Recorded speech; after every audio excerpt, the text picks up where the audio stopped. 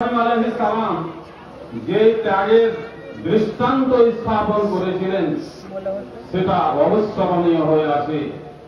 পৃথিবীর ইতিহাসে এমন ত্যাগ না কেউ করতে পেরেছে আর না পারবে। আল্লাহ পাক ইব্রাহিম আলাইহিস সালামকে তার প্রিয় বস্তু কোরবানি করার জন্য আল্লাহর নৈকট্য লাভ, কোরবানি মানে নিকটবর্তী হওয়া, তো আল্লাহ তাআলা নৈকট্য লাভের জন্য ইব্রাহিমকে আল্লাহ স্বপ্ন যোগে পর পর 3 রাত তার প্রিয় বস্তু কোরবানি করতে বলেছিলেন। প্রথম দিনকে বলা হয় ইয়াউমুত তারবিয়া, দ্বিতীয় দিনকে বলা হয় ইয়াউমে আরাফা এবং তৃতীয় দিনকে বলা হয় ইয়াউমুন নাহার, যেটা আজকে গতকাল হয়ে গেছে আরবে। ইয়াউমুন নাহার মানে কোরবানি করার দিন।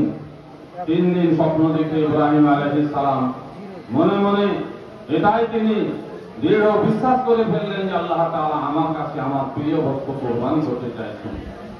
ভাই আমার, হযরত ইসমাঈল আলাইহিস সালাম তার প্রথম সন্তান, দ্বিতীয় সন্তান ছিল ইসহাক। বিবি সারার গর্ভে জন্মেছিলেন আর ইসমাঈলের জন্ম হয়েছিল বিবি হাজেরার গর্ভে, দ্বিতীয় স্ত্রী ইব্রাহিম আলাইহিস সালামের। ইসমাঈলকে ভালো করে গোসল পানি করিয়ে সাজিয়ে গুজিয়ে সুন্দর করে নিয়ে তাকে বাড়ি থেকে রওনা হলেন এবং তিনি গিয়ে পৌঁছলেন আরাফার ময়দানে, কি বলে মিনার ময়দানে। মিনা যেখানে হাজী সাহেবরা কোরবানি করেন মক্কা থেকে কিছুটা দূরে।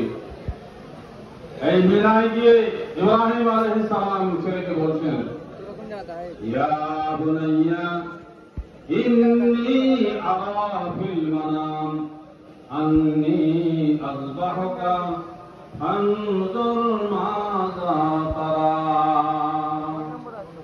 হে ভক্ত, আমি স্বপ্ন দেখেছি যে আমি তোমাকে জবাই করছি, তোমাকে আমি হত্যা করছি। ফানজুর মাযা তারা, বলো তোমার মতামত কি? ইব্রাহিম আলাইহিস সালাম কোরবানি দেওয়ার জন্য গেছেন। লাইক ফাদার লাইক সন, যেমন বাপ তেমনি বেটা।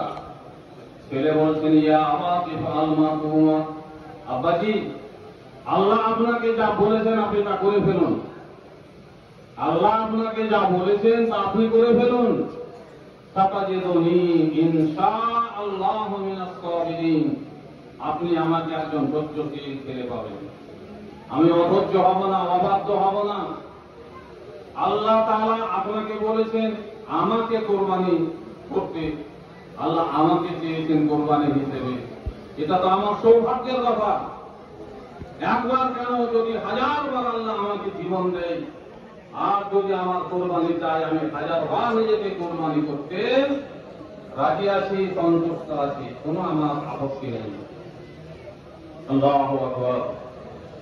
এবার আসল পরীক্ষা। ইব্রাহিম পকেট থেকে দড়ি বের করলেন, জুব্বার এক পকেটে দড়ি দিয়েছিলেন ধরে, ছেলের হাত পাকে বাঁধালে যদি ছটফট করে। আর এক পকেটে ধারালো ছড়া, বাড়ির থেকে ধার দিয়ে একবার চোখা করে এনেছেন।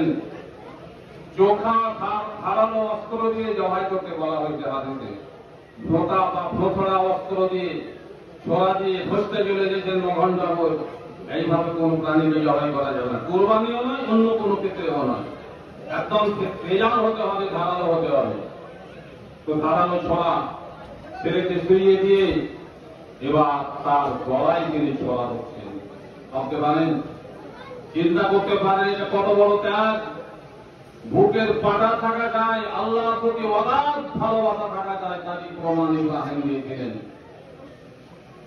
এখন আমরা কিছুক্ষণ পরে গিয়ে কোরবানি করব। আপন আপন গৃহপালিত পশু, কেউ গরু, কেউ খাসি, দোম্বা, ভেড়া তো আমাদের প্রচলন তেমন নেই। আমরা বসত করি, এই প্রাণীগুলোকে লালন পালন করি, খাওয়াই, ভালোবাসি, বিছানের পাশে বসে থাকে, সবসময় গা হাত লাগিয়ে আমরা অনেক স্নেহ করি। এই প্রাণীটাকে কোরবানি আমরা করতে পারি না অনেকেই। নিজ হাতে কোরবানি করবেন, এটাই হচ্ছে উত্তম। যদি নিজ হাতে না পারেন তাহলে কেউ জবাই করবে, কোরবানি দিবে, আপনি দাঁড়িয়ে দাঁড়িয়ে দেখবেন। অনেকে যথাযথ নিজে করতে পারে না, অনেকে দেখতেও পারে না। অনেক মানুষ তখন ঘরে গিয়ে বসে বসে হুকরে হুকরে ঢুকরে ঢুকরে কাঁদে। এই খাসিটার ভালোবাসার জন্য। খাসির উপরে যদি এত ভালোবাসা হয় তো নিজের সন্তানের উপরে কেমন হয়? আসমান জমিনের পার্থক্য আছে এর মধ্যে। আমরা হয়তো কেউ পারতাম না যদি ছেড়ে কোরবানি করতে আল্লাহ অর্ডার দিতেন। ইব্রাহিম আলাইহিস সালাম যখন ছোড়া হয়েছেন, সারা পৃথিবী যেন স্তব্ধ হয়ে দৃশ্য দেখছে। এক ভয়ঙ্কর দৃশ্য। বৃদ্ধ বাবা তার নওজোয়ান ছেলের গলায় ছোড়া ধরেছেন। কেন? আল্লাহকে সন্তুষ্ট করার জন্য। কিন্তু অন্য কোন স্বার্থ ছিল না। কাটে না, এত ধারালো ছোড়া গলা কাটছে না। একটা বাচ্চা ছেলের গলা কাটতে 1 মিনিটও তো লাগবে না। একেবারে ছোড়া গলা সঙ্গে সঙ্গে কেটে যাবে, কিন্তু কাটে না কেন? কাটবে কেন? আল্লাহ তাআলা এই ইব্রাহিম নবীকে যখন নমরুদ আগুনে ফেলেছিল, 40 দিন পর্যন্ত আগুন জ্বলেছিল ফাঁকা করে। ইব্রাহিম আল্লাহ বলে দিলেন, ইয়া নার কুনি বারদান ওয়া সালামান আলা ইব্রাহিম। হে আগুন, তোর যে দাহিকা শক্তি, রাজ্য শক্তি, জ্বালিয়ে দেওয়ার শক্তি আমি দিয়েছি, আমি তোকে অর্ডার করছি, তোর এই শক্তিকে তুই নিস্তব্ধ করে দে, এটা ক্যান্সেল করে দে। ইব্রাহিম ইসমাইলের শরীর তো পোড়া দূরের কথা, একটা পশম, একটা লম পর্যন্ত যেন না পড়ে। আগুন জ্বলছে, কিচ্ছু হয় না। বসে আছেন ইব্রাহিম আলাইহিস সালাম আগুনের মধ্যে, কাঠের উপরে, চতুর্দিকে ধামা করে আগুন জ্বলছে। আল্লাহ তাআলা ফেরেশতার মাধ্যমে তার খাওয়া পানির ব্যবস্থা করে দিয়েছিলেন। 40 দিন পর আগুন যখন নিভিয়ে গেল, ছাই ঠেলতে ঠেলতে ঠেলতে ইব্রাহিম যেতে চলে। সুবহানাল্লাহ, আজব দৃশ্য, অকল্পনীয় দৃশ্য এটা। রাখে আল্লাহ তো মারে কি? আর যদি মারে আল্লাহ তো রাখে কি? এটা সম্ভব নয়। এটা একমাত্র আল্লাহর হাতে। আল্লাহ বাঁচিয়ে দিয়েছিলেন।